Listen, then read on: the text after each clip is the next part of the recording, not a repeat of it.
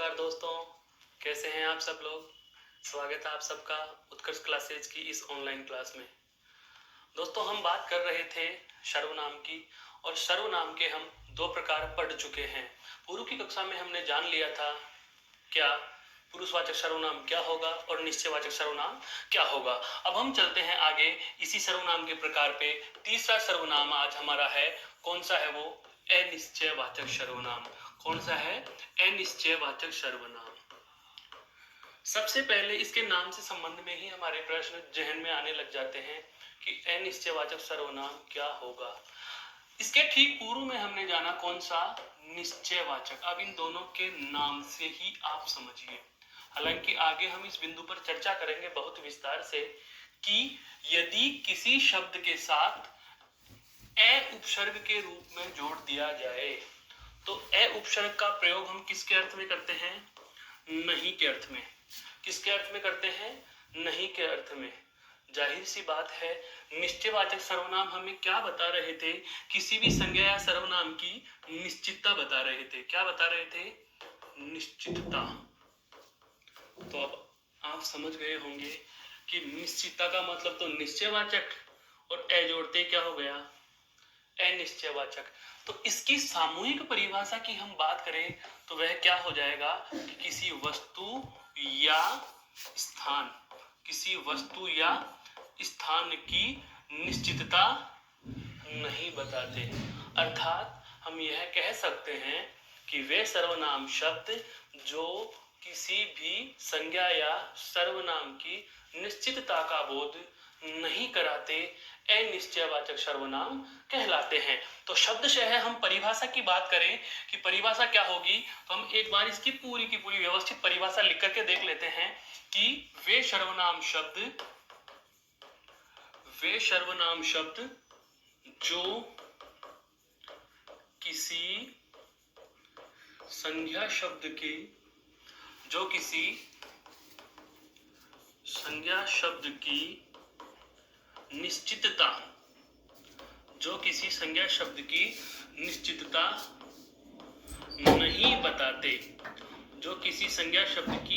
निश्चितता नहीं बताते, वे क्या कहलाएंगे?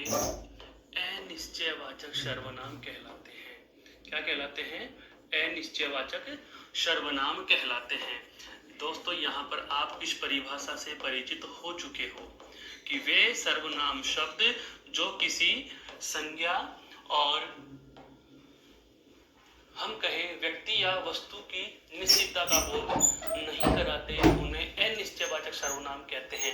लेकिन अब बात जैसे ही आ जाए कि इसके उदाहरण में क्या लिया जाए, तो देखो इसके उदाहरण के शब्दों की हम बात करते हैं। तो इसके उदाहरण में केवल आपको दो शब्दों का ध्यान रखना है। कितने शब्द? दो शब्द ध्यान रखने हैं। कौन कौन से? एक शब्द होता है कोई, और एक शब्द होता है कुछ। बहुत बार हमारे वाक्य में हमें कुछ ही मिलेगा, लेकिन सदैव नहीं। मैं यह नहीं कह रहा कि सदैव आपको कुछ ही मिलेगा, पर बहुधा यही मिलता है। अर्थात कहने का तात्पर्य यह हुआ कि अधिकांश हम जब भी प्रश्न परीक्षा में देखते हैं, परीक्षा में जो प्रश्न पूछा जाता है उसमें हमारे सामने वाक्य में सर्वनाम शब्द के रूप में कुछ शब्द का प्रयोग कर लिया जाता है, और वाक्य में शब्द है तो बेहतर यह होगा कि हम इसे शब्द नहीं बल्कि क्या कहेंगे? पद कहेंगे। और ये पद क्यों कहा, इसकी भी हम अभी चर्चा करने वाले हैं। तो कोई या कुछ, ये दोनों इस प्रकार के सर्वनाम शब्द हैं जो किसी भी वाक्य में प्रयुक्त हो जाएं या अकेले भी लिख दिए जाएं तो हमें किसी संज्ञा शब्द की निश्चितता का बोध नहीं होता। अर्थात आप इसे यह कह सकते हैं कि ये अनिश्चयवाचक सर्वनाम शब्द हैं। अब आती है वाक्य के प्रयोगात्मक उदाहरणों की बातें। जैसे मैं सबसे पहले बात कर रहा हूं, पहला उदाहरण, हम सफर कर रहे हैं या दूर कहीं रास्ते पर गुजर रहे हैं। सड़क मार्ग पर चलते चलते हमने देखा कि गाड़ी से सामने बहुत दूर चमकीली सी चीज नजर आ रही है। अकस्मात हमारे मुख से निकल जाता है कि कुछ चमक रहा है। ध्यान देना यहाँ पर इस बात पे, कुछ चमक रहा है, कुछ चमक रहा है। आपने कहा कुछ चमक रहा है। अब यहाँ पर क्या चमक रहा है ये हमें देखना है। आपने लिखा क्या, कुछ चमक रहा है। क्या चमक रहा है पता चल पाया नहीं। तो जहां भी हम निश्चित नहीं कर पाते, जाहिर सी बात है चमकने वाली कोई वस्तु है, और वस्तु है तो वस्तु का नाम हो, व्यक्ति का नाम हो, स्थान का नाम हो। पूर्व की कक्षा में हम जान चुके हैं कि नाम अर्थात संज्ञा। इसका मतलब चमकदार कोई चीज जो थी वह संज्ञा शब्द है। यहाँ पर उस चमकने वाली वस्तु का नाम लिखा नहीं, तो जाहिर सी बात है संज्ञा के स्थान पर दूसरा शब्द लिखा। तो सबसे पहले सर्वनाम की परिभाषा यहाँ पुष्ट हो जाती है कि यदि संज्ञा शब्द के स्थान पर कोई अन्य शब्द प्रयुक्त कर लिया जाए तो वे सर्वनाम होगा। अब दूसरी बात, ये सर्वनाम हमें बता क्या रहा है, तो आप कह दोगे कि ये निश्चितता नहीं बता रहे। निश्चितता नहीं बताते तो उनको आप क्या कह दोगे, अनिश्चयवाचक सर्वनाम कह दोगे। क्या कह दोगे, अनिश्चयवाचक सर्वनाम। थोड़ी देर के लिए यहाँ मान लीजिए यहाँ पर कोई चमकदार कटोरी रखी हुई थी या चमकदार कोई कटोरा रखा हुआ था, तो वाक्य क्या बनता, कटोरा चमक रहा है। टूटा हुआ कांच का टुकड़ा था, टूटा हुआ कांच का टुकड़ा था, कांच का टुकड़ा चमक रहा है। तो जाहिर सी बात है हम बोलते कांच चमक रहा है। हमें पता नहीं चला कांच या कटोरा लिखा हुआ मिल रहा है, तो जाहिर सी बात है संज्ञा शब्द लिखा हुआ मिल रहा है। संज्ञा शब्द नहीं दिया, निश्चित रूप से आप कह सकते हैं क्या सर्वनाम शब्द है, निश्चितता का पता नहीं चला, तो जाहिर सी बात है अनिश्चयवाचक सर्वनाम। दूसरे शब्द पर हम चर्चा करें जो कम उदाहरणों में मिलता है लेकिन आता जरूर है। देखो कैसे, आपको परीक्षा में प्रश्न मिल जाते हैं और परीक्षा के प्रश्नों को हम व्यवहारिक उदाहरणों से जोड़ रहे हैं। समझो, दरवाजे की घंटी बजी, पिताजी ने कहा बेटा जरा देख कौन आए हैं। हम जाते हैं और दरवाजा खोला, शर्मा जी बाहर खड़े थे। उन्होंने कहा बेटा पापा घर पर हैं। जी हैं, जाओ उनको बोलो शर्मा जी आए हैं। हम अंदर आते हैं, पिताजी से बोल देते हैं पापा कोई शर्मा जी आए हैं। पहले पापा ने ये कहा था जा बेटा दरवाजा खोल कर देख कोई आए हैं या कोई बाहर खड़ा है। अब कौन है, कोई बाहर खड़ा है, कोई बाहर खड़ा है। तो जाहिर सी बात है कोई बाहर खड़ा है, कौन खड़ा है यह हमें पता नहीं था, यह हमें पता नहीं था।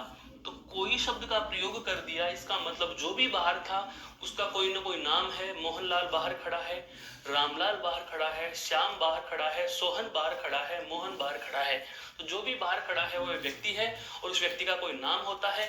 तो जाहिर सी बात है नाम को हम संज्ञा कहेंगे। यहाँ पर नाम के स्थान पर दूसरा शब्द काम में ले लिया गया, तो जाहिर सी बात है संज्ञा के स्थान पर दूसरा शब्द काम में लिया और संज्ञा के स्थान पर दूसरा शब्द काम में आ गया, तो उसको हम बेझिझक क्या कह सकते हैं, सर्वनाम। अब ये निश्चितता का बोध नहीं करा रहे तो आप इसको कह सकते हो अनिश्चयवाचक सर्वनाम। जैसे कोई आया है, यह भी वाक्य बहुत बार पूछा हुआ है, कोई आया है। तो हम इस पूरे के पूरे बिंदु के सार रूप में बात करें तो हमारे लिए परीक्षा के दृष्टिकोण से केवल दो ही शब्द महत्वपूर्ण है। कौन कौन से, कोई और कुछ। इन दोनों शब्दों का आपको ध्यान रखना है। कोई और कुछ शब्द का यदि वाक्य में प्रयुक्त कर दिया जाए, कोई और कुछ शब्द को यदि वाक्य में प्रयुक्त कर दिया जाए तो आप बेझिझक कह सकते हैं कि यहाँ अनिश्चयवाचक सर्वनाम शब्द होगा। यह बात आपके समझ में आ चुकी होगी। आप इसका चाहे स्क्रीनशॉट ले सकते हैं। फिर हम चलेंगे इसके अगले प्रकार की ओर।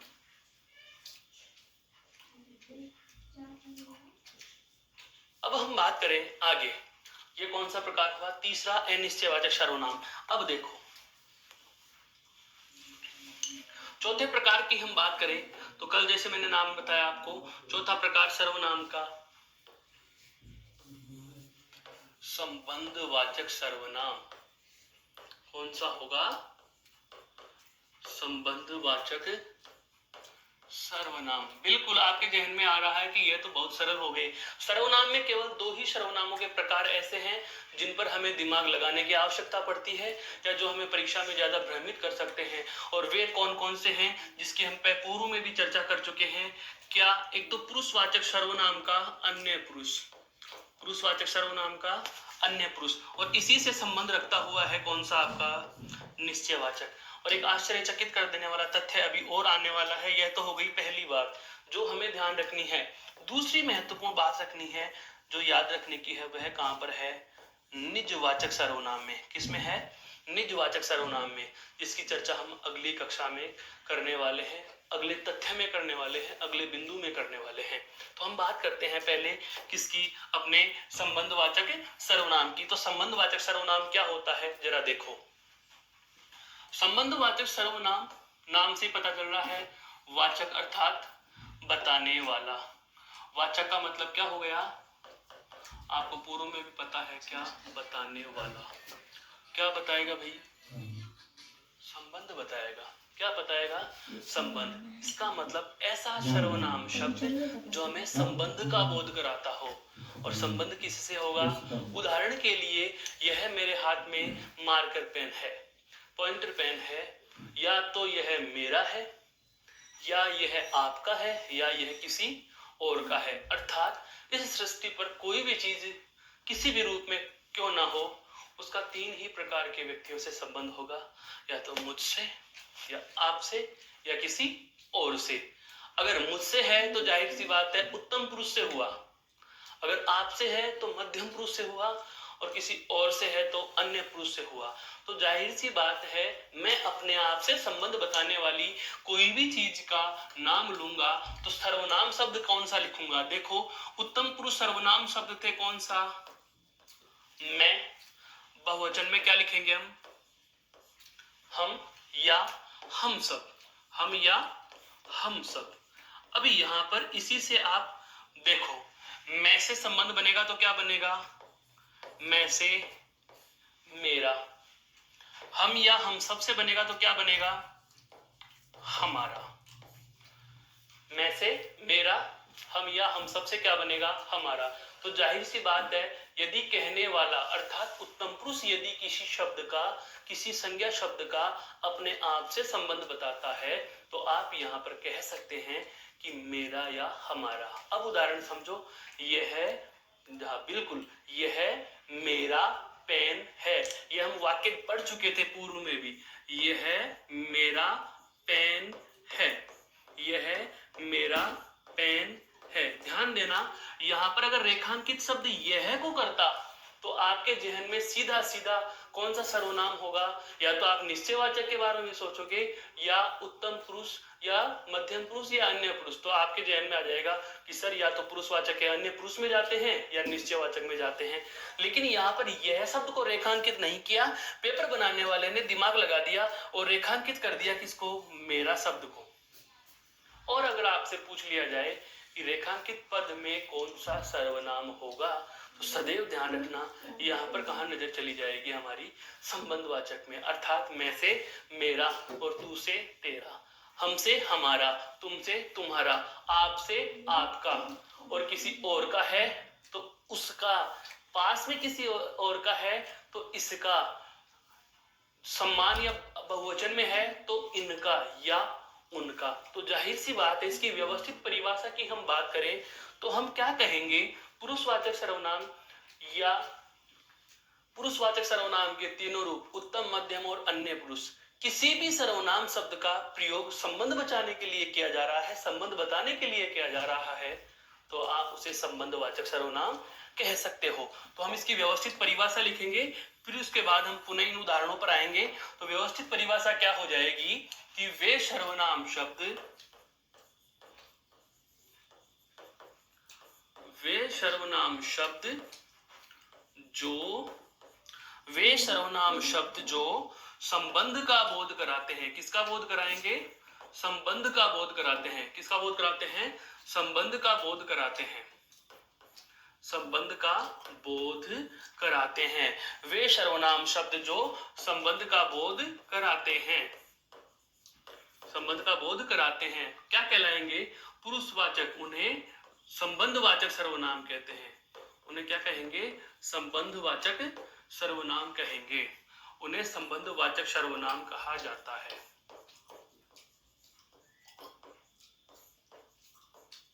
उन्हें संबंधवाचक सर्वनाम कहा जाता है।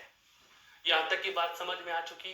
परिभाषा व्यवस्थित हम बताते जा रहे हैं, साथ के साथ आप नोट्स भी लिखते जा रहे हैं। बिल्कुल आपको बराबर अवसर मिल रहा है। उत्कर्ष के मंच से आपको यही चीजें तो मिलती हैं। 4K पैनल पे सारी चीजें व्यवस्थित लिख दी गई, सारी चीजें आपको बराबर से स्क्रीनशॉट लेने के अवसर भी आजकल दिए जाने लगे। तो क्यों दिए जा रहे हैं? आप इसको अपने अनुसार व्यवस्थित कर सकते हैं, आप इसे अपने अनुसार व्यवस्थित जोड़ सकते हैं। तो परिभाषा की हम बात कर चुके हैं। अब आते हैं उदाहरण पे। जैसे हम बात करें उदाहरणों में, बहुत अच्छी लोकोक्ति मुहावरों में हम पढ़ते हैं क्या, जिसकी लाठी उसकी भैंस, जिसकी लाठी उसकी भैंस। अब यहाँ पर ध्यान देना, यहाँ पर लोकोक्ति और मुहावरा नहीं पढ़ रहे, इसे एक सर्वनाम के संदर्भ से हम समझने का प्रयास करेंगे कि यह लाइन कहना क्या चाह रही है। तो देखिए दोस्तों, लाठी जिसकी, किसकी, किसी न किसी की, और भैंस भी किसकी, किसी न किसी की। अगर यहाँ पर ये जिस शब्द और ये उस शब्द हटा दूं और मैं किसी व्यक्ति का नाम डाल दूं, उदाहरण समझना, मैंने कहा राम की लाठी, तो राम की भैंस, राम की लाठी, राम की भैंस। कहने का आशय यह हुआ कि राम किसी व्यक्ति का नाम है, राम किसी व्यक्ति का नाम है, और व्यक्ति का नाम है तो जाहिर सी बात है राम क्या है यहाँ पर, संज्ञा। और संज्ञा भी कौन सी होगी, व्यक्ति का निश्चित नाम है, एक वचन में है, बहुवचन नहीं बना सकते, दृश्य होता है।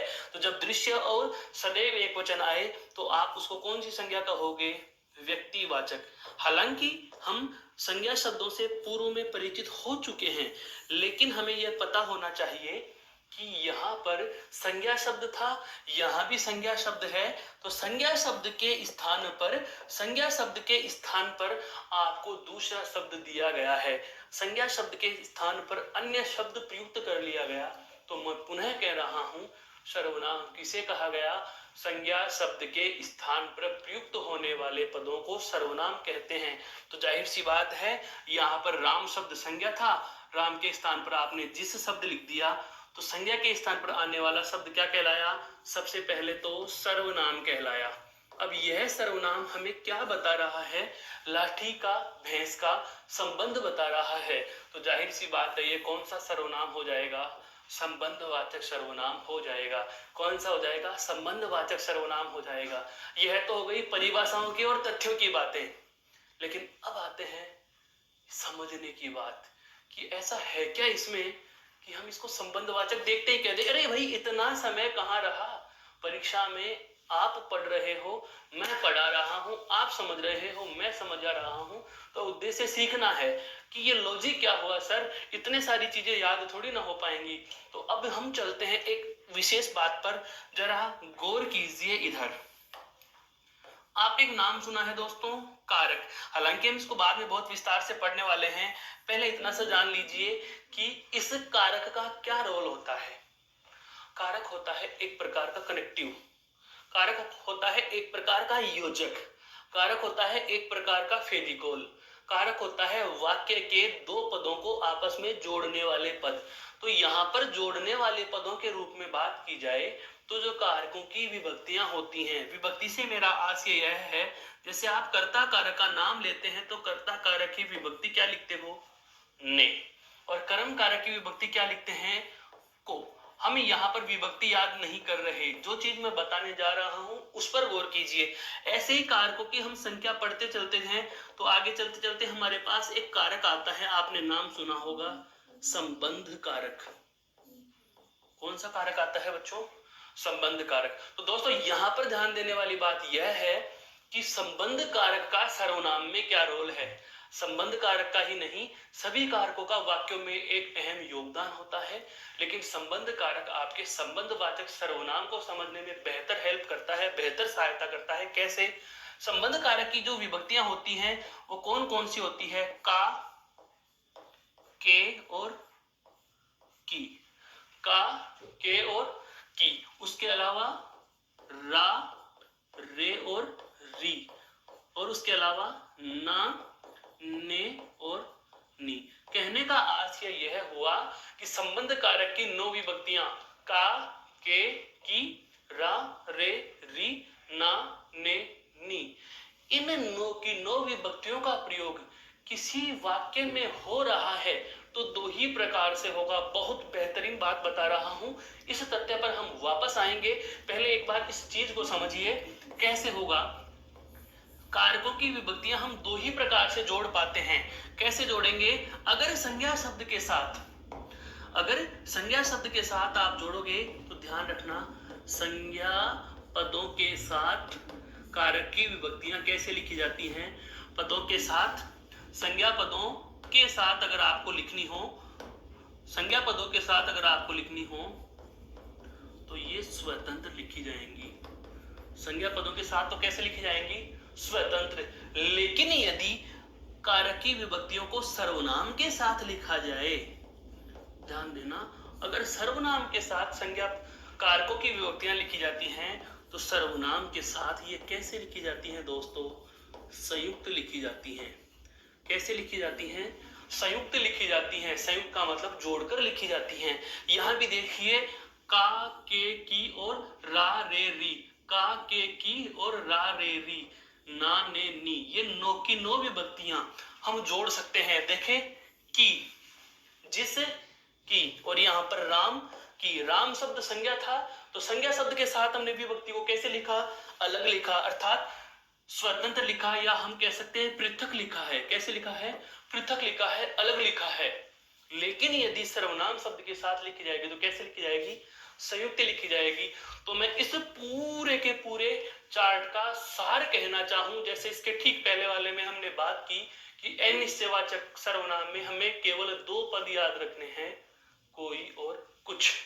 ठीक इसी प्रकार यहां पर अगर आपको पूरा ध्यान रखना हो तो यह कह देना कि सर्वनाम संबंधवाचक हमें पहचानना है तो संबंध कारक की जो नौ विभक्तियां हैं, का, के, की, रा, रे, री, ना, ने और नी, ये नो की नो विभक्तियां जहां कहीं भी सर्वनाम शब्द के साथ जोड़कर लिख दी जाए और उसी वाक्य में पद को रेखांकित करके पूछ लिया जाए कि दिया गया शब्द कौन से सर्वनाम में जाएगा, तो आप बेझिझक कह सकते हैं कि यहाँ पर सर्वनाम कौन सा होगा? संबंधवाचक होगा। मेरे हिसाब से ये बात आपके बहुत बेहतर समझ में आ चुकी होगी। एक बार आप इसको वापस से दोहराइए मेरे साथ में। संबंधवाचक सर्वनाम में हम चर्चा कहाँ कर रहे थे? संबंध का बोध करा रहे हैं। वे सर्वनाम शब्द जो किसी संज्ञा शब्द के साथ संबंध का बोध कराते हो या संज्ञा शब्दों के संबंध का बोध कराने के लिए उनका स्थान पर प्रयुक्त किए जा रहे हैं तो वो संबंधवाचक हैं। और बहुत सारे हमने उदाहरणों से देखा। अब का, के, की, रा, रे, री और ना, ने, नी की कहानी वापस से समझे तो देखो, मेरा क्या जोड़ा? रा। तेरा क्या जोड़ा? रा। तुम्हारा या हमारा, या फिर हम जोड़ेंगे आपका, क्या जुड़ा? का। ना, ने, नी का भी आप प्रयोग कर सकते हो। जैसे आपने देखा होगा बसों में लिखा होता है, यात्रीगण अपने सामान का ध्यान स्वयं रखेंगे, उसकी सुरक्षा की जिम्मेदारी, अपने सामान के सुरक्षा की जिम्मेदारी स्वयं की होगी। तो जाहिर सी बात है, आपकी कोई भी वस्तु है उसकी जिम्मेदारी आपको दी जा रही है। अपना, अपनी, अपने, अपना, अपनी, अपने, ना, ने, नी, ये समझ में आ चुका होगा। अब हम बात करते हैं अगले प्रकार पर। आप चाहें तो इसको भी सेव कर सकते हैं।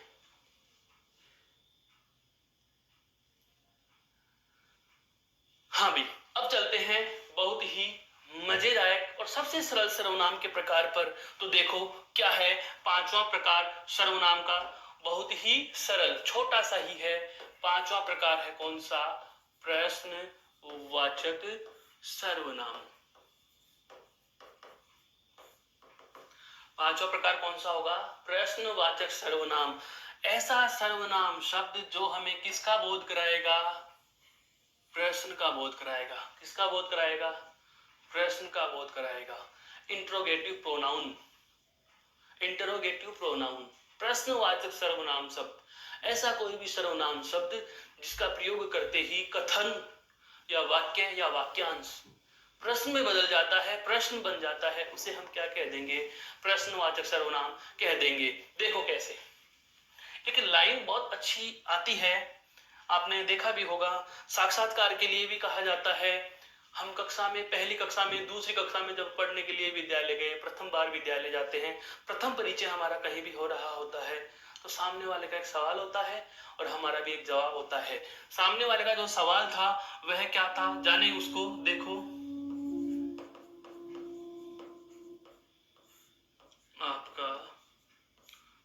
नाम क्या है? आपका नाम क्या है? और मैं कह रहा हूं मेरा नाम श्याम है। यहां पर बहुत अच्छे से समझो कहना क्या चाहा है। बिंदु हमारा प्रश्नवाचक। अब वाक्य में कौन से पद को रेखांकित किया गया है आपसे प्रश्न पूछने के लिए, यह प्रश्न बनाने वाले की मनोवृत्ति पर निर्भर करता है। अगर मैं इसी वाक्य में आपका शब्द को रेखांकित करके पूछूं कि इसमें सर्वनाम कौन सा होगा, तो आप दिमाग नहीं लगाएं, बस ये सोच लें का, के, की। सर ने बताया था का, के, की का प्रयोग ये संबंध कारक की विभक्तियां हैं और इसका प्रयोग किसी पद के साथ हो रहा है, स्वतंत्र हो रहा है। तो का, के, की का प्रयोग होते ही आप इसका आंसर कौन से में दे दोगे? संबंध में दे दोगे। कौन से में दे दोगे? संबंध में।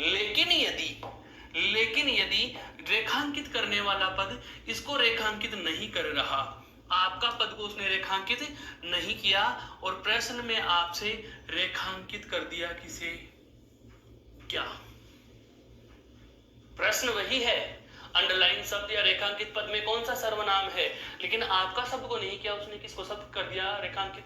क्या को। तो देखो अब अगर आपका होता तो आपका में का या मेरा में रा, तो ये दोनों के दोनों तो कौन से में चले जाते? संबंध में चले जाते। लेकिन अब देखो आपका तो मेरा नाम है से है, यहां पर यह बात समझने की है।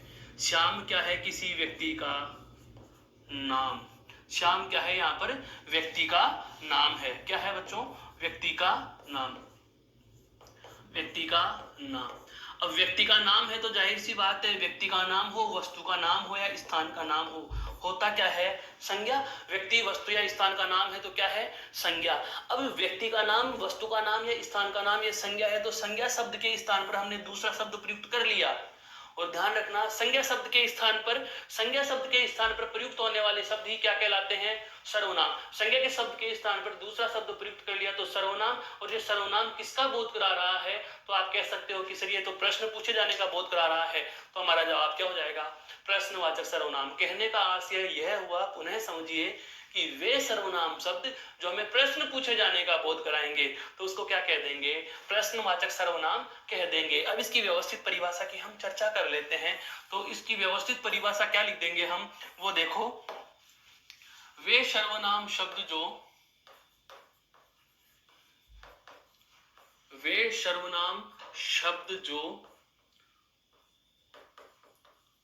प्रश्न पूछे जाने का, वे सर्वनाम शब्द जो प्रश्न पूछे जाने का बोध कराते हैं। वे सर्वनाम शब्द जो प्रश्न पूछे जाने का बोध कराते हैं,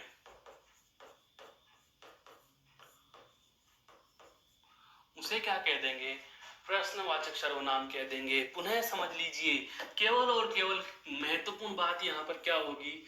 प्रश्न पूछे जाने का बोध करा रहे हैं और प्रश्न पूछे जाने का बोध कराने वाले सर्वनाम शब्दों को ही हम क्या कह देंगे? प्रश्नवाचक सर्वनाम कह देंगे। जैसे आपका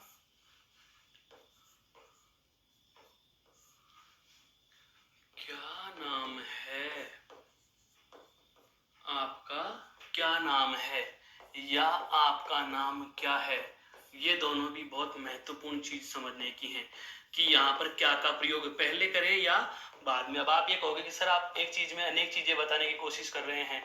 बिल्कुल, तैयारी इसी को कहा जाता है। आपको जुड़ती हुई बात के लिए पूर्व में भी बताया था मैंने, अगर जुड़ती हुई बात आएगी तो हम उस पर जरूर प्रकाश डालेंगे। वाक्य शुद्धि में हम एक नियम पढ़ेंगे, पदों के क्रम की अशुद्धियां। कौन सा पद पहले लिखा जाएगा, कौन सा पद बाद में लिखा जाएगा, कौन सा पद पहले लिखा जाएगा और कौन सा पद बाद में लिखा जाएगा। उदाहरण मान लीजिए, आप कहो कि पहला वाक्य सही है, तो इसका जवाब बनाओ। आपका मतलब मेरा, क्या के स्थान पर मैंने लिख दिया राम। मेरा राम नाम है, मेरा राम नाम है, ऐसा ही बना इसका जवाब, क्योंकि आपका से तो मेरा क्या का आंसर आ गया, नाम, नाम से नाम, है से है। इसका भी लिखो, आपका से मेरा, नाम से नाम, और क्या का जवाब क्या लिखा है हमने, राम। तो अब आप देखो दोस्तों, वाक्य सही कौन सा लग रहा है, मेरा नाम राम है या मेरा राम नाम है? मेरा नाम राम है। तो यह वाक्य अगर जवाब में सही लग रहा है तो प्रश्न में भी यही सही होगा। इसे आप क्या कह दोगे, गलत कह दोगे। तो ध्यान रखना, परीक्षा में आपको हालांकि वाक्य शुद्धि के हिसाब से अशुद्ध वाक्य देकर के भी आपको सर्वनाम पूछना है, वाक्य शुद्धि नहीं पूछनी। हो सकता है ऊपर जो हमने वाक्य लिखा, ऊपर जो अभी हमने वाक्य लिखा था, यह वाला वाक्य भी आपको मिल सकता है, लेकिन यह वाक्य मिलेगा नहीं, क्योंकि पेपर बनाने वाले के मस्तिष्क में होता है कि आपको भ्रमित कर दे, तो जानबूझ करके गलत वाक्य लिखा जा सकता है, मना ही नहीं कर सकता। लेकिन आपको ध्यान रखना, अगर सर्वनाम पूछ रहा है तो बिल्कुल सही वाक्य देगा और उसके बाद ही आपको वो सर्वनाम के प्रकार पूछेंगे। तो ऐसे वाक्यों में अगर आपको मिल जाता है कि आपका नाम क्या है, और यदि प्रश्नवाचक सर्वनाम ही पूछना होगा, तो रेखांकित कौन सा पद आएगा, क्या रेखांकित पद कौन सा आएगा, क्या रेखांकित पद आएगा, और उस जगह आप जवाब दे दोगे कि रेखांकित पद कौन से में जाएगा, प्रश्नवाचक सर्वनाम में। कौन से में जाएगा, प्रश्नवाचक सर्वनाम में। अब यह तो केवल प्रश्नवाचक सर्वनाम की चर्चा थी, लेकिन अब इससे रिलेटेड हम और बातें, अतिरिक्त बातें जानते हैं। देखो, प्रश्नवाचक सर्वनाम का प्रयोग किसी भी वाक्य में किया तो वाक्य क्या बन गया, प्रश्नार्थक। वाक्य क्या बन गया, प्रश्नार्थक वाक्य बन गया। आने वाली कक्षा में जब हम वाक्य के प्रकार पढ़ेंगे, तो जो अर्थ के आधार पर वाक्य के 8 प्रकार पढ़ेंगे। किसके आधार पर, अर्थ के आधार पर। और अर्थ के आधार पर जो 8 प्रकार होते हैं, उसमें एक प्रश्नार्थक वाक्य भी आएगा। सेंटेंस के टाइप्स हम पढ़ते हैं, तो जब आपको नाम सुना होगा इंटरोगेटिव सेंटेंस, इंटरोगेटिव सेंटेंस अर्थात प्रश्नार्थक वाक्य। प्रश्नार्थक वाक्य अंग्रेजी भाषा में हम पढ़ते हैं, तो हम जानते हैं कि किसी भी वाक्य को प्रश्न के रूप में यदि बनाना चाहें तो हमारे पास कितने तरीके हैं, कितने तरीके हैं, अनेक तरीके होते हैं। 3 मोस्टली बता रहा हूं। सबसे पहला तरीका देखो, सबसे पहला तरीका जो हालांकि आपने अंग्रेजी भाषा में बेहतर पढ़ा है, कि आप किसी भी सिंपल सेंटेंस को या अफर्मेटिव सेंटेंस को इंटरोगेटिव में बदलना चाह रहे हैं, तो सबसे पहला और बेहतर तरीका होता है एचवी से हम किसी भी सेंटेंस को आरंभ कर देते हैं। हेल्पिंग वर्ब से किसी भी शब्द को, वो किसी भी वाक्य को आरंभ कर दीजिए, पहला तरीका। दूसरा तरीका होता है आपका, दूसरा तरीका होता है मॉडल का प्रयोग करके। दूसरा तरीका कौन सा होता है, मॉडल्स के प्रयोग से भी हम वाक्य को इंटरोगेटिव बना सकते हैं।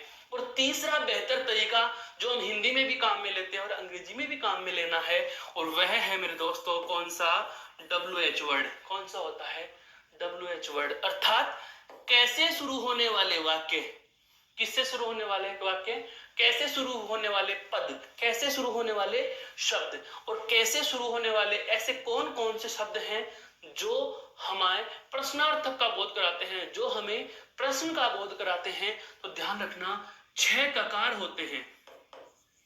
कितने होते हैं, 6 ककार, अर्थात 6 शब्द ऐसे हैं जो कैवर्ण से आरंभ होंगे और प्रश्न का बोध कराते हैं। देखो कौन कौन से, कब, क्यों, क्या, कैसे, कौन और कहां। कब, क्यों, क्या, कैसे, कौन और कहां, ये 6 ककार, अर्थात ये 6 शब्द ऐसे हैं जो हमें प्रश्न पूछे जाने का बोध कराते हैं। पुनः सुन लीजिए, प्रश्न पूछे जाने का बोध कराने वाले पदों को प्रश्नवाचक सर्वनाम कहेंगे, और ये प्रश्नवाचक सर्वनाम मैंने आपके सामने लिख भी दिए हैं। कब, क्यों, क्या, कैसे, कौन और कहां, इन्हें हम हिंदी भाषा में यह कह सकते हैं कि प्रश्न पूछे जाने के 6 ककार हैं। 6 WH वर्ड हैं। WH वर्ड से शुरू होने वाले, अर्थात हिंदी में कहें तो ये कैवर्ण से शुरू होने वाले हैं। ये किससे शुरू होने वाले हैं, कैवर्ण से शुरू होने वाले हैं, और कैवर्ण से शुरू होने के कारण ही इनको क्या कहा गया, ककार कहा गया। क्या कहा गया, ककार। और इनकी संख्या कितनी होती है, 6 होती है, जो आपके सामने उल्लिखित हैं। यह चीज आपके समझ में आ चुकी मेरे दोस्तों, तो आप इसका स्क्रीनशॉट ले सकते हैं, फिर हम आगे बढ़ेंगे।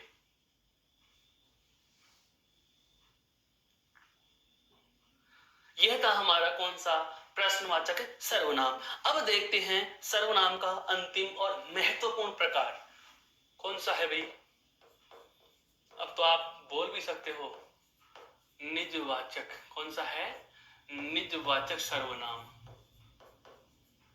नाम से ही जानेंगे कौन सा? निज। निज का अर्थ क्या होता है? स्वयं। निज का अर्थ कौन सा होगा? स्वयं का। अर्थात ऐसा सर्वनाम जो किसके बारे में बताएगा? स्वयं के बारे में बताएगा। तो दोस्तों, इसको समझने से पहले इसकी पूरी भूमिका जानिए क्या होता है। अभी हमने पूर्व की कक्षा में जाना था क्या कि पुरुषवाचक सर्वनाम के एक होता है उत्तम पुरुष, एक होता है मध्यम पुरुष और एक होता है कौन सा? अन्य पुरुष। इन तीनों में जो मध्यम पुरुष है, मध्यम पुरुष का मतलब क्या होता है? तो आप कह रहे हैं कि सर मध्यम पुरुष अर्थात सुनने वाला। मध्यम पुरुष कौन होता है? सुनने वाला। बिल्कुल, यह भी लो मैं पुनः लिख देता हूं। उत्तम होता है कहने वाला। उत्तम कौन होता है? कहने वाला। और हमने जाना था अन्य कौन होगा? जिसके बारे में कहा जाए। अन्य कौन होगा? जिसके बारे में कहा जाए, जिसके बारे में कहा जाए। तो यहां पर और हमारे महत्व का नहीं है, केवल एक का ध्यान रखना है। कौन से का? मध्यम पुरुष का। और मध्यम पुरुष में भी क्या ध्यान रखना है वो जानिए। मध्यम पुरुष यानी सुनने वाला। और मध्यम पुरुष या सुनने वाले के लिए सर्वनाम शब्द जो हम काम में लेते हैं वो कौन कौन से हैं? या तो तू या तुम। ये किसके लिए लिया जाता है? एक वचन के लिए। किसके लिए लिया जाता है? एक वचन के लिए। और यह किसके लिए काम में आएगा दोस्तों? बहुवचन के लिए। किसके लिए काम में लिया जाएगा? बहुवचन के लिए। लेकिन यदि मैं कहने वाला हूं और सुनने वाला मुझसे छोटा है तो मैं उसको तू कह दूंगा। अगर मुझसे छोटे सुनने वाले संख्या में ज्यादा हैं तो मैं तुम कह दूंगा। क्या कह दूंगा? तुम कह दूंगा। लेकिन यदि सुनने वाला मुझसे बड़ा हो और संख्या में ज्यादा हो या एक हो तो ध्यान रखना तू या तुम का प्रयोग नहीं करते। आपको पूर्व में भी बताया जा चुका। वहां पर हम किसका प्रयोग करते हैं? आप शब्द का प्रयोग करते हैं। किसका प्रयोग करते हैं? आप शब्द का प्रयोग करते हैं। उदाहरण लीजिए घर का। जैसे हम बात करते हैं पिताजी किसी कार्य में व्यस्त हैं, अगर जाकर के मोहन यह कहता है पिताजी तू क्या कर रहा है, तो अशोभनीय लगता है, बिल्कुल अटपटा सा लगता है, सम्मान को ठेस पहुंचती है दोस्तों। तो आदर देने के लिए सुनने वाले को आदर सूचक के अर्थ में सदैव याद रखना। ये वाक्य शुद्धि के नियमों में हम और बेहतर जानेंगे कि आदर सूचक के अर्थ में सदैव बहुवचन शब्दों का प्रयोग किया जाता है। तो यहाँ पर आप शब्द अर्थात मध्यम पुरुष या पुरुषवाचक में जो सुनने वाला सर्वनाम होता है, यदि वह बड़ा हो या संख्या में ज्यादा हो या एक हो, क्योंकि ये आप अपने आप में कैसा शब्द है? बहुवचन है। कैसा शब्द है? बहुवचन है। तो सुनने वाला यदि बहुवचन में हो या एक वचन में, लेकिन यदि बड़ा है तो ध्यान रखना यहाँ पर हम बड़े में संख्या एक या ज्यादा का भाव नहीं, बल्कि सीधे ही किसके भाव पे चले जाते हैं? आदर के भाव में चले जाते हैं।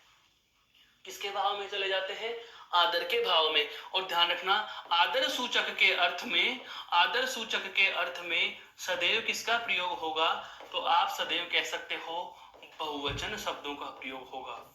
किसका प्रयोग होगा? बहुवचन का। बिल्कुल, यह वाक्य शुद्धि का एक विशेष तथ्य है। यह आपको बोनस में बता दिया सर्वनाम में कि आदर सूचक के अर्थ में सदैव कैसे पदों का प्रयोग किया जाएगा? वाक्यों में बहुवचन का प्रयोग किया जाएगा। और आप शब्द का प्रयोग भी सुनने वाले के लिए कब किया जाता है? जब सुनने वाले को हम क्या देना चाहें? आदर देना चाहें। जब सुनने वाले को क्या देना चाहें? आदर देना चाहें। तो सुनने वाले के लिए भी हम किस पद का प्रयोग करेंगे? आप शब्द का प्रयोग करेंगे। अब आप ये सोच रहे हो कि सर इस आप शब्द पर इतना फोकस क्यों किया जा रहा है, इस पर आप इतना जोर क्यों दे रहे हो? तो दोस्तों, ये पूरा का पूरा जो निजवाचक सर्वनाम है, ये पूरा का पूरा निजवाचक सर्वनाम इसी बात पर निर्भर करता है कि आप शब्द का प्रयोग कहाँ हो रहा है। ध्यान रखना, निज का मतलब क्या हो गया? तो निज का मतलब हो गया स्वयं। निज का मतलब क्या हो गया? स्वयं। तो ध्यान रखना यहाँ पर आप शब्द का प्रयोग, इस आप शब्द का प्रयोग किसके लिए होगा? वाले हेतु, किसके लिए होगा? कहने वाले हेतु। ये तो अचंभा कर देने वाली बात है भाई, कैसे है समझिए पुनः। पुरुषवाचक सर्वनाम या हम कहें सर्वनाम में पुरुष कितने होते हैं तो आप कहेंगे 3। सबसे पहला कौन सा? कहने वाला अर्थात उत्तम पुरुष। दूसरा कौन सा? सुनने वाला अर्थात मध्यम पुरुष। और तीसरा कौन सा? अन्य अर्थात जिसके बारे में कहा जाए। और एकमात्र शब्द कौन सा? यह है आप। इस आप शब्द का प्रयोग हम तीनों के अर्थ में लेते हैं। इस आप शब्द का प्रयोग कहने वाले के लिए भी होता है, सुनने वाले के लिए भी होता है और अन्य के लिए भी होता है। यह भी हम चर्चा करने वाले हैं। पहले इसको जानो कि आप शब्द का प्रयोग कहने वाले के लिए कब होगा। जब कहने वाला आप शब्द का प्रयोग करता है तो वाक्य वो निजता के अर्थ में बोलता है। आप देर रात तक पढ़ रहे हैं, माता जी खाना बना चुकी हैं, घर के सभी सदस्य खाना खा चुके हैं, माता जी के सोने का समय हुआ, उन्होंने कहा बेटा खाना खा लीजिए, बेटी खाना खा लीजिए, मैं सोऊंगी। और हमारा जवाब होता है कि माँ आप सो जाइए, मैं अपने आप खा लूंगी। बहुत अच्छे से समझो इस बात को, बहुत अच्छे से समझो इस बात को कि आप सो जाइए, मैं अपने आप खा लूंगी। मैं एक वाक्य लिख रहा हूं,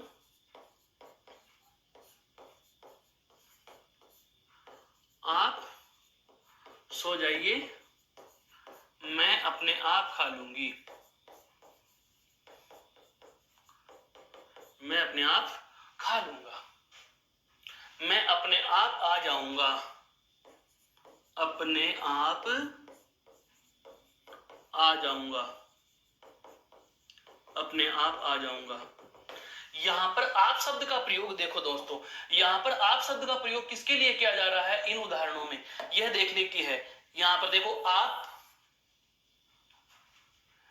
यहां पर देखो आप, तो जहां भी ध्यान रखने की बात है, जहां भी आप शब्द का प्रयोग, जहां भी आप शब्द का प्रयोग कहने वाला आदर सूचक के अर्थ में नहीं करता, जहां भी आप शब्द का प्रयोग कहने वाला आदर सूचक के अर्थ में नहीं करता बल्कि स्वयं के लिए कर लेता है, मैं अपने आप आ जाऊंगा, अपने आप आ जाऊंगा सेल्फ के लिए कर रहा है, स्वयं के लिए कर रहा है, तो परिभाषा हो गई कि जब आप शब्द का प्रयोग आदर सूचक के अर्थ में न होकर कहने वाले अर्थात उत्तम पुरुष के लिए हो जाता है, तो ऐसी स्थिति में आप शब्द को कौन से सर्वनाम में गिना जाएगा? निजवाचक सर्वनाम में गिना जाएगा। अगर यहाँ पर इस वाक्य में इस आप शब्द को रेखांकित करें, पूछूं को किसके लिए प्रयोग में लिया गया, तो आप कह दोगे कि कहने वाले ने अपने माता जी के या पिताजी के लिए प्रयुक्त किया है। लेकिन यहाँ पर भी आप शब्द का प्रयोग हुआ है, यह किसके लिए हुआ है? स्वयं के लिए। और यह किसके लिए हुआ? माँ के लिए। तो जब माँ के लिए प्रयुक्त हो रहा है तो जाहिर सी बात है आदर सूचक में हो गया, तो आदर सूचक में आप शब्द का प्रयोग हो गया, तो इस स्थिति में तो आप यह कह दोगे कि यहाँ पर तो पुरुषवाचक सर्वनाम है। कौन सा है दोस्तों? पुरुषवाचक। और पुरुषवाचक का भी कौन सा पुरुष हो गया? मध्यम। पुरुषवाचक का भी कौन सा पुरुष हो गया? मध्यम। लेकिन यहाँ पर आप शब्द का प्रयोग कहने वाले के लिए, स्वयं के लिए हो रहा है, तो ऐसी स्थिति में आप इसे कौन से सर्वनाम में गिन लेंगे? तो आपका सदैव जवाब होगा कि जब कहने वाले के लिए आप शब्द का प्रयोग होता है तो ऐसी स्थिति में हम वहां निजवाचक सर्वनाम मानेंगे। अपने आप आ जाऊंगा। किसी विवाह शादी पार्टी के अवसर पर चले गए, पिताजी के साथ वापस आने का समय हुआ, पापा ने कहा चलो बेटा चलते हैं। इतने में हमारे दो दोस्त और आ गए, पिताजी को हम कह देते हैं पापा आप जाओ, पापा आप जाओ या आप चलो। यहां पर हम पिताजी को आप बोल रहे हैं, तो ऐसी स्थिति में तो एक पुरुषवाचक का कौन सा पुरुष होगा दोस्तों? मध्यम। लेकिन मैं अपने आप आ जाऊंगा, यहां पर आप अगर आपने अपने आप के लिए प्रयोग में ले लिया तो ये कौन सा हो जाएगा? निजवाचक हो जाएगा। कौन सा हो जाएगा? निजवाचक हो जाएगा। तो अब हम निजवाचक सर्वनाम की व्यवस्थित परिभाषा की बात करें, जैसा कि हर प्रकार के सर्वनाम में हम व्यवस्थित परिभाषा लिखते चले आ रहे हैं, तो क्या होगी जरा गौर करना। जब आप शब्द का प्रयोग, जब आप शब्द का प्रयोग किसके लिए होता है? वैसे तो आदर सूचक के लिए होता है। किसके लिए होता है दोस्तों? आदर सूचक के लिए। तो जब आप शब्द का प्रयोग आदर सूचक के अर्थ में न हो। जब आप शब्द का प्रयोग आदर सूचक के अर्थ में न हो तथा इसका प्रयोग किसके लिए हो रहा है? कहने वाले के लिए। किसके लिए हो रहा है? कहने वाले। कहने वाले का मतलब क्या होता है दोस्तों? उत्तम पुरुष। कहने वाला कौन है? उत्तम पुरुष के लिए होता हो, के लिए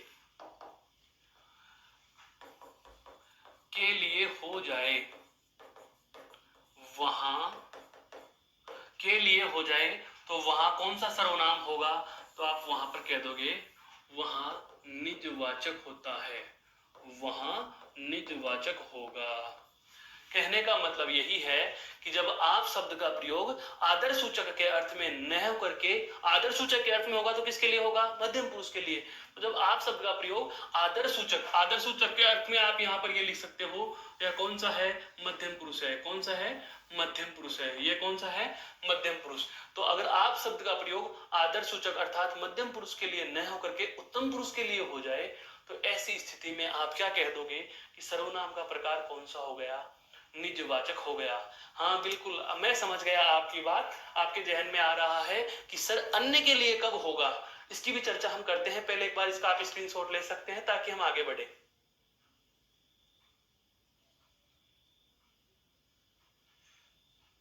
हाँ देखो दोस्तों, अब जानते हैं हम इस आप शब्द की तीसरी स्थिति को। आप शब्द की हम तीसरी स्थिति जानते हैं। देखो कैसे? आप शब्द का प्रयोग अन्य के लिए कब होगा? तो ध्यान रखना, कंडीशन होती है परिचय का अर्थ। किसका अर्थ होता है? परिचय के अर्थ में। ये कौन सी स्थिति आ गई भाई? बिल्कुल ये नई स्थिति है, नहीं प्रचलित स्थिति है। प्रयोग इसका हम आज कर रहे हैं। कैसे? जैसे हमारे यहां शहर में किसी समारोह का आयोजन किया गया। 2 अक्टूबर को गांधी जयंती मनाई जाती है। राष्ट्रपिता महात्मा गांधी के सम्मान में अहिंसा दिवस मनाया जा रहा है। हम भाषण देना जा रहे हैं, भाषण देना चाह रहे हैं। वक्ता ने कहा कि आज हम महात्मा गांधी जी की 150वीं या 152वीं या 153वीं या 154वीं जयंती मनाने के लिए एकत्रित हुए हैं। महात्मा गांधी जी को, बिल्कुल महात्मा गांधी जी का जन्म 2 अक्टूबर को हुआ। आप राष्ट्रपिता के नाम से जाने जाते हैं। बहुत अच्छे से समझो इसको दोस्तों।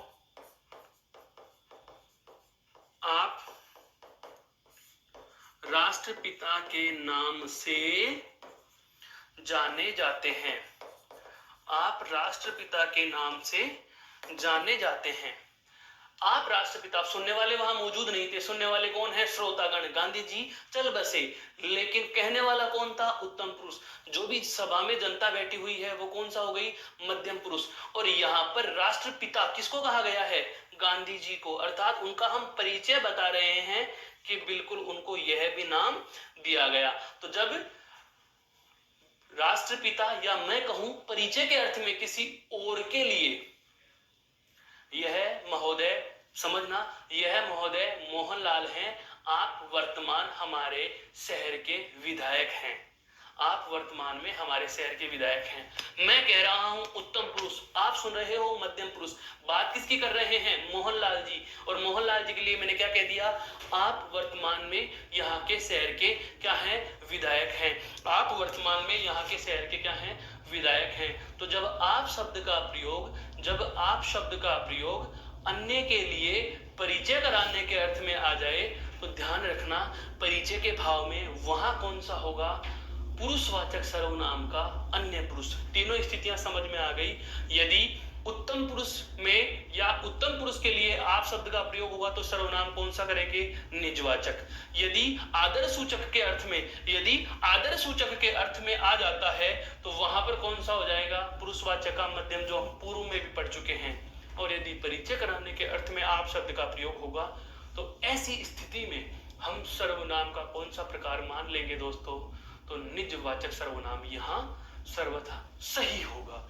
यहां तक बात समझ में आ चुकी? तो एक बार आप ये स्थिति जान चुके हैं। स्क्रीनशॉट लेना चाहेंगे इस तथ्य का भी तो ले सकते हैं।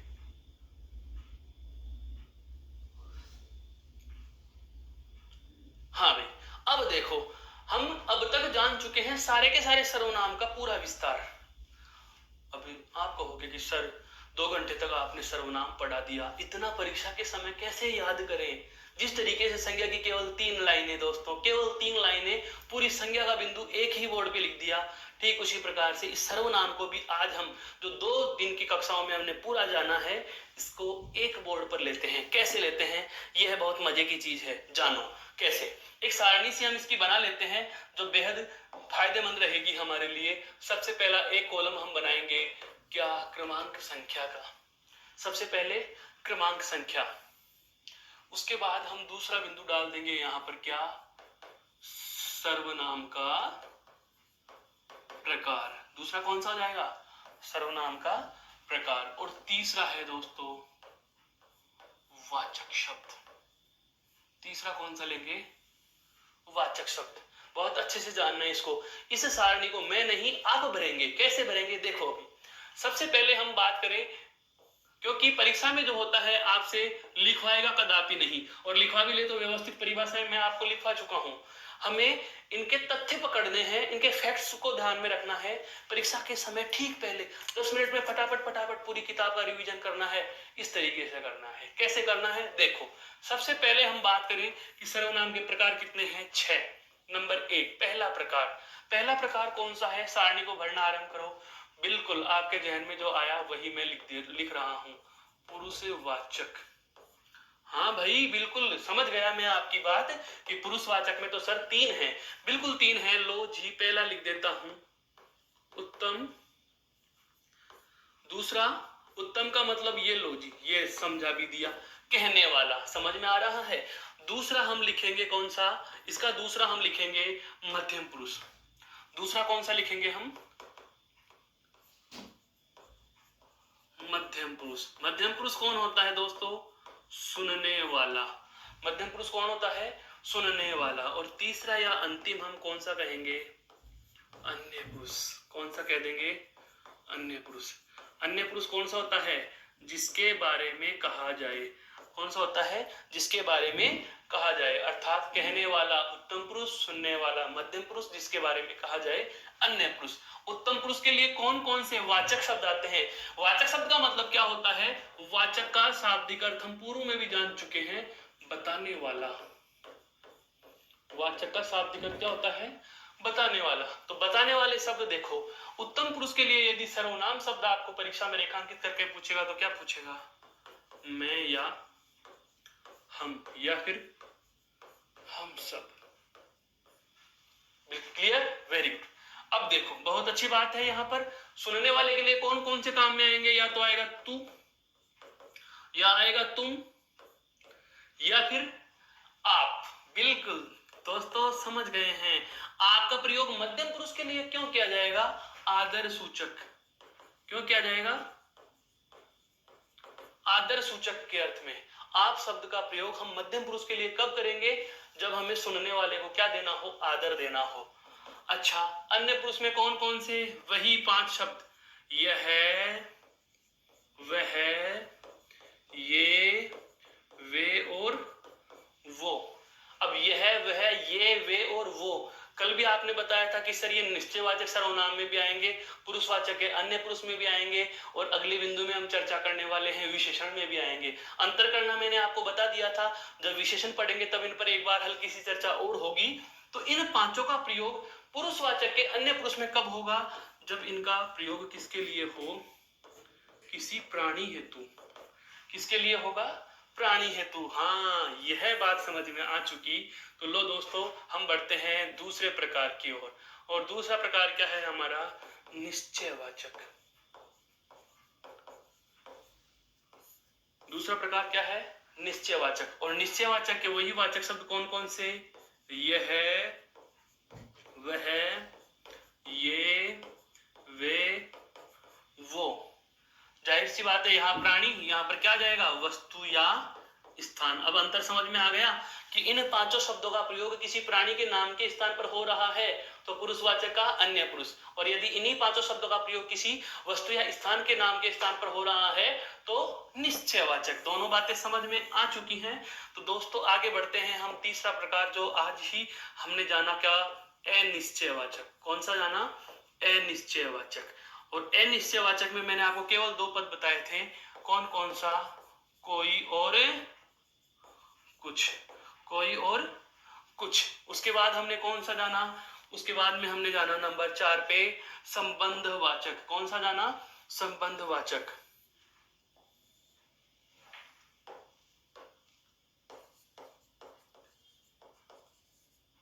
बिल्कुल दोस्तों, ये बहुत अच्छी चीज है। यहां से आप अपने बिंदु को एक ही दृष्टि में पूरा पढ़ लेंगे। संबंधवाचक सर्वनाम, जिसका, जिसकी, जिसके, उसका, उसकी, उसके, का, के, की हमारे लिए काम की चीज है। का, के, की हमारे लिए काम की चीज है। ना, ने, नी हमारे लिए काम की चीज है। रा, रे, री हमारे लिए काम की चीज है। ध्यान वहां से रखना, बिंदु वहां से पकड़ में आएगा जो मैंने संबंध कारक का या कारकों के संबंध में विभक्ति बताई थी। अब आते हैं हम अगली बात पर। पांचवा प्रकार हमने अभी अभी जाना, क्या? प्रश्नवाचक है। क्या? प्रश्नवाचक है। और प्रश्नवाचक में हमने जैसे देखा था, क्या? 6 ककार। क्या देखे थे? 6 ककार, अर्थात क्या, क्यों, कैसे, कौन और कहां वाले। उसके बाद में आता है बात कहां पे? अंतिम में। और अंतिम कौन सा है दोस्तों? छठा और अंतिम प्रकार कौन सा है? निजवाचक सर्वनाम। और निजवाचक सर्वनाम में केवल एक ही पद हमारे काम का, कौन सा? आप शब्द। और आप शब्द का प्रयोग निजवाचक सर्वनाम में कब होगा? तो आप ये कह सकते हो कहने वाले, अर्थात उत्तम पुरुष हेतु। किसके लिए होगा? उत्तम पुरुष हेतु। ध्यान दीजिए, यहाँ आदर्शसूचक के अर्थ में सुनने वाले के लिए आ गया, यहाँ पर किसके लिए आ गया? कहने वाले के लिए आ गया। और हम एक नोट डाल करके महत्वपूर्ण बात यहाँ अंत में लिख देंगे, क्या? कि यदि आप शब्द का प्रयोग, यदि आप शब्द का प्रयोग परिचय कराने के अर्थ में हो, किसके अर्थ में हो? परिचय के अर्थ में हो, परिचय के अर्थ में हो। यदि आप शब्द का प्रयोग परिचय के अर्थ में हो तो वहां कौन सा होगा? वहां पर क्या कह दोगे?